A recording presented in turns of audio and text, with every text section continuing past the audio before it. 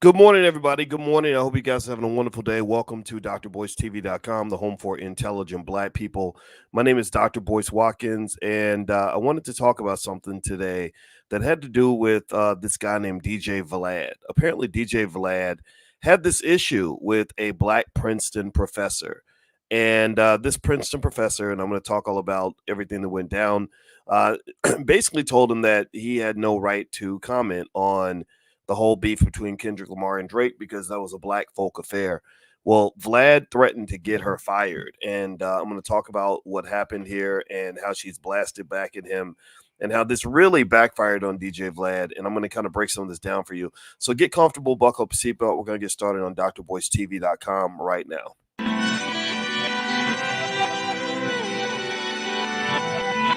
Here we are, clan the isms, cataclysm, great. Our people out here struggling, trying to make it in this state. Everybody out here doing it, but we...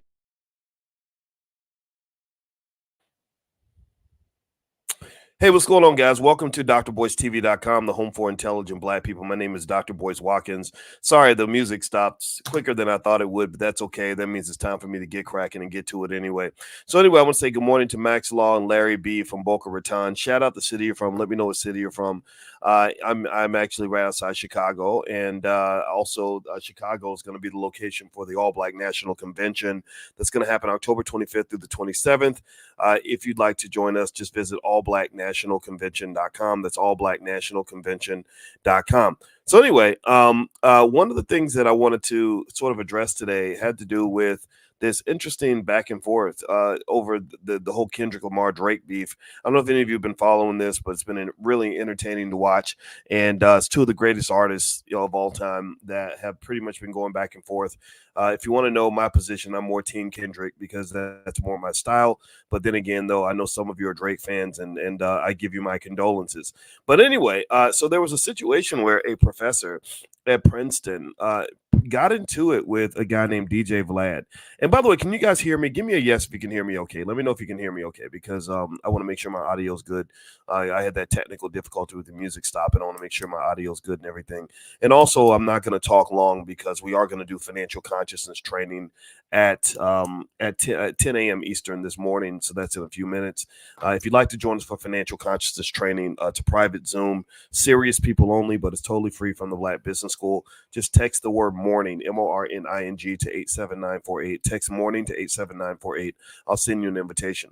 But anyway, so here's what happened. So basically, there was this back and forth between DJ Vlad and a professor named Morgan Jenkins, who is, I guess she was on the faculty of Princeton. She appeared to have a temporary contract with Princeton, and now she's not there anymore, from what I understand. And Vlad literally basically said, "I'm going to call your boss on you." He kind of did a white male Karen kind of reaction to something that she said. And effectively, what she basically said, let me see if I can go back to the point where she made the comment that kind of threw him off and caused him to embarrass himself. I'm just going to tell you, quite frankly, I think he embarrassed himself a little bit on this. Basically, what she effectively says is that this conversation, she says, what I'm saying is that you put your opinion in a discussion that's not needed. This conversation is and should center Black people, not you. So effectively what had happened was Vlad had made a comment about one of Kendrick Lamar's response songs to Drake. And I'm going to try to see if I can find the one where, here we go. This is where he basically comments on the mix of the song. The song's called Not Like Us. And if you heard the song Not Like Us by Kendrick, it was a great song, but it wasn't about the quality of the song. It was about the quality of the message, if you know what I mean. It was about Kendrick really sort of tapping into his Blackness and kind of speaking on just generally his perspective, his view as a Black man in the world. And I got it. I didn't care how great the song was. I mean, don't get me wrong. I've listened to diss songs going all the way back to, I think my first favorite diss song was Ice Cube in No Vaseline. And I remember when that came out, and it was a great song, but I didn't care as much about the beat as I cared about what he was actually saying in the song. And same thing when Nas came out with Ether. It wasn't just about the beat and the mix. It was about what he was saying in the song. Tupac, Hit 'Em Up, all these other great diss songs of all time. These songs were not just about the quality of the mix. It was about sort of what the artist was saying in the message. Some of the messages were more destructive than others. What's fascinating about hip hop beefs that really bothers me is that black men are the only people on the planet who can die because they made a song. You have people threatening to kill each other in songs, like Chris Brown and the guy from the Migos. I can't, the Migos, I have to be honest, they kind of annoyed me. Chris Brown raps better than the Migos did. But then you have Biggie and Pac, where both of these guys ended up in a casket because of what started with a hip hop beef. Black men should not end up dead over a song. It's white media that does this, white media that perpetuates this. It's the white media that pushes these narratives and pushes the beef. And so all the attention-seeking behavior, clout chasing, trying to get status, everything else by fighting in public is one of the things that gets people killed. That's what got Biggie and Pac killed. And it was really people like Vlad who would sit there and say, like, oh, well, that song needed a better mix. They caused it to go. They caused these beefs to go down. I mean, it's the media owners who tend to not be black. Let me know if you understand what I'm saying. It's the non-black media owners that end up pushing these things and pushing the beefs and literally speculating on it in a way where it's not personal for them because it's not their community. It's not their neighborhood. This is not their brother being killed. This is not their community being destroyed. And if you look at the history of Vlad, this is the problem with Vlad. And I know Vlad. I've been on Vlad TV a few times. I've talked to Vlad on the phone a few times. I don't have any issue with him as a person. He's a smart guy. But I do think that allegation, my good friend Damon Dash, I remember when I used to go see Damon out in Malibu, Damon used to basically call Vlad a culture vulture. And I could not disagree because Vlad sees this as a money pot. Vlad will get guys on his show and get them to tell all their business from the 1990s and beyond. And literally some guys, from what I understand, have been sued or prosecuted based on things that they said on the show. Now, again, he didn't make them say it. It was dangling white media attention. Because we don't own the media the way everyone else does. It's dangling that attention and clout to desperate artists that causes them to go on the show and embarrass themselves, incriminate themselves, destroy their communities, etc. And people like Vlad sit on the sidelines like little cheerleaders and say, "Come on, we need more of that, boy. Give me more." Because if you don't give them what they're looking for, they're going to move on to a more interesting Negro. Right. That's kind of where his positioning is. So I kind of get what the professor's saying. I don't know Morgan Jenkins. I don't know what she meant by her comment, but she did basically say, you are white. This is a black folk affair. And so what happened after that was Vlad, I guess, took that personally. And he says, wait, so a professor at Princeton, and then he ats Princeton. Right. So he ats Princeton, which really, honestly, again, I'm a professor. So I speak. I'm a professor and a black man. And I know Vlad. So I'm speaking on this from those perspectives. And the idea that he's atting the boss, that's his way of basically saying, I'm going to call the police on you. That's his way of saying, like, who's your master? Who owns you? Who's your superior? Let me talk to the manager. Like, that was a real Karen move. Do you understand what I'm saying? That was a real Karen move. It was, I'm going to call your boss. What the hell does her boss have to do with y'all going back and forth on the Twitter beef? I don't think that she would have called his boss, if he said something out of line. That was a little weird, right? So a professor at Princeton, instead of saying just the word Princeton, he ats him, he tags them. Is telling me that a white person shouldn't be allowed to voice their opinion about hip hop. Is that how you interact with your students? Right. Again, just kind of the male Karen sort of thing. And she says, what I'm saying is that you put your opinion in a discussion that's not needed. This conversation is and should center black people, not you. So let's keep going. He says here. So listen to this. He says, so this is when Vlad gets extra bold. He ats her employer again. He says, it's exactly what you said. You're just backtracking now. I never belittled your academic background. Just the opposite, actually. I'm pointing out that someone claiming to represent the top Ivy League university should be held to a high standard. You're threatening your own job. So she wasn't threatening her job. You're threatening her job. She wasn't threatening her own job. You were threatening her job. You're threatening your own job by publicly spewing bigotry while representing at Princeton. There he goes, atting the boss again, in your bio. I responded to you because of all the other responses are from trolls and false accounts. You may want to think about getting a burner account like all the other bigots do. That's how they keep from getting fired. LOL. So it kind of keeps going.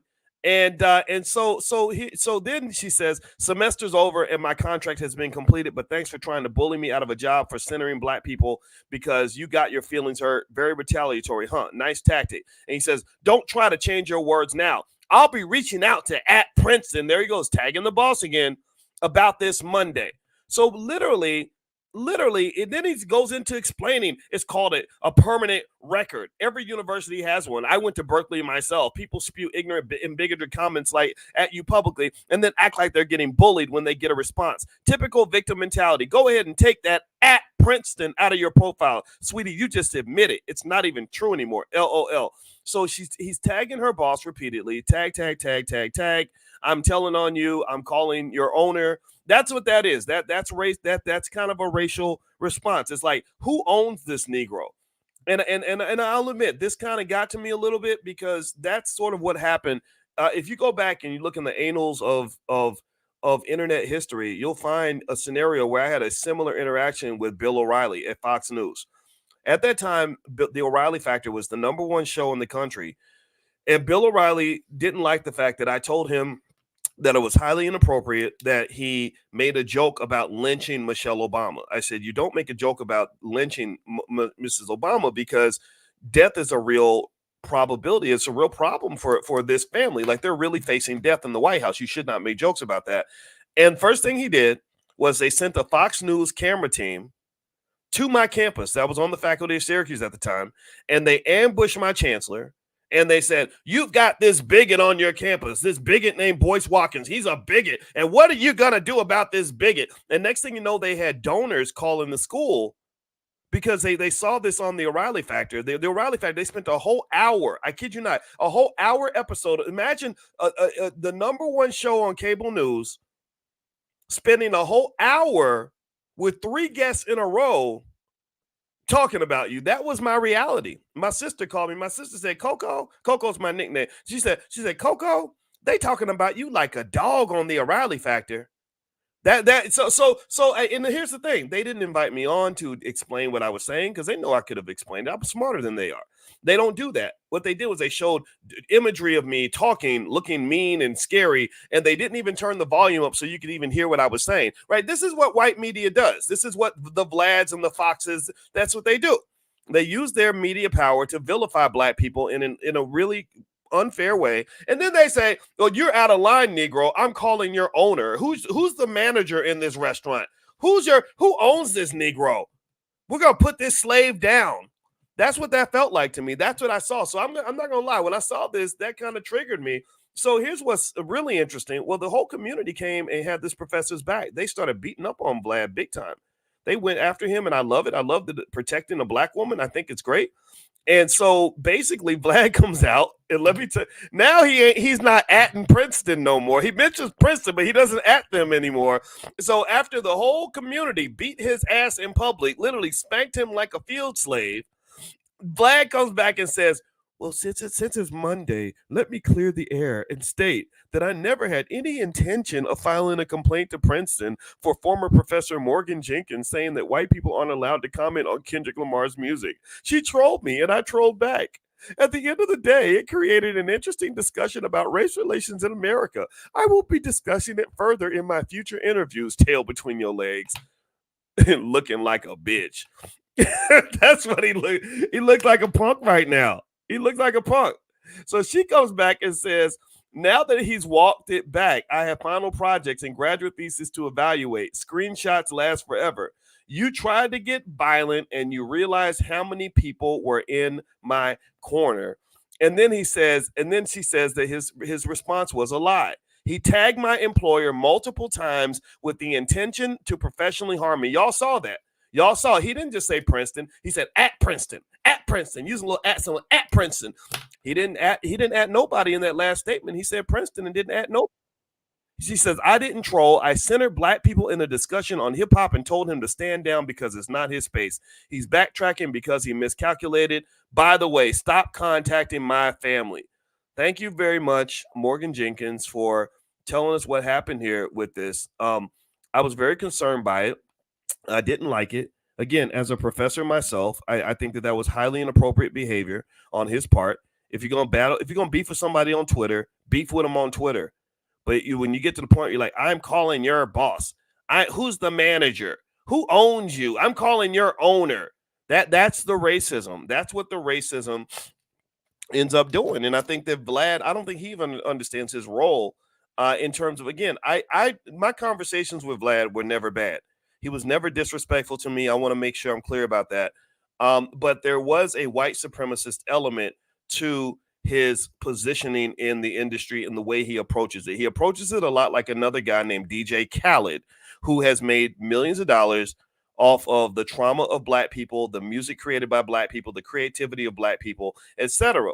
And for whatever reason, black people are okay with this, and that's fine. I don't really pay much attention to either of these guys, but a lot of people do, and it's your right to do that. But I think at the end of the day, I remember when I talked to Vlad on the phone, I remember getting a feeling like, I don't know if you really are invested in the community the way a lot of us are. A lot of us have, when rappers are rapping about drugs, my daddy was a drug addict. Give me a yes if you've seen any of this. When rappers are rapping about murdering black people, I know black people who've been murdered. Give me a yes in the chat. In fact, put the name of a person who was killed in the black community that you cared about. Put their name in here. Bring their spirit into the room. When rappers are rapping about incarceration and you think that this is all entertainment, well, you know what? I have relatives that went to prison. My uncle, who was like my older brother, went to prison at an early age. And I think that they beat him and raped him so much that he was mentally ill for the rest of his life. He could not come back from that. And that was my mentor, motherfucker. Like, that was the person, excuse my French, that was somebody I loved. I looked up to this man. That was imagine your greatest hero coming back so damaged from incarceration that he can't even be a mentor to you anymore. He was broken. And I didn't understand this till 30 years later. He died tragically, and it just breaks my heart to even talk about it. His name was Donald Couch. So Vlad, I think the problem with Vlad, and the conversation we did have, was he was warning me about Damon Dash. I texted him and I said, Damon and I are doing something. We were doing something at the time called Intelligent Boss Moves, and it was really good. It was in the Black Business School. It's probably out there somewhere if you want to go take a look at it. We probably did about 50 or 60 class sessions on business, and I came from the perspective of a professor. He came from the perspective of the founder of Rockefeller Records, and it was we had some great conversations right there in the Black Business School. And I told him about it, and basically he kind of warned me about Dame. And the reason he warned me about Dame was because he said, well, Dame cussed out Harvey Weinstein in public. And I said, who's Harvey Weinstein? He said, well, he's one of the most powerful people in Hollywood. Now, this was before Harvey Weinstein was accused of doing all those terrible things with women. And so I asked Dame about it. I said, so Vlad said that you cussed out Harvey Weinstein in public, and I don't know this guy, but he sounds important. He said that's because of these terrible things he does with women. That's a true story. And he said that this guy, one day they're going to bring him down. Somebody needs to bring him down, because what this guy's doing is crazy. And so lo and behold, about a year or two later, that's when Weinstein started to be sort of revealed for who he really was, right? So Dame was a canary in the mine on that. I have to give him credit on that. So anyway, my final conclusion on this, and I got to actually run, we're going to start financial consciousness training in a minute.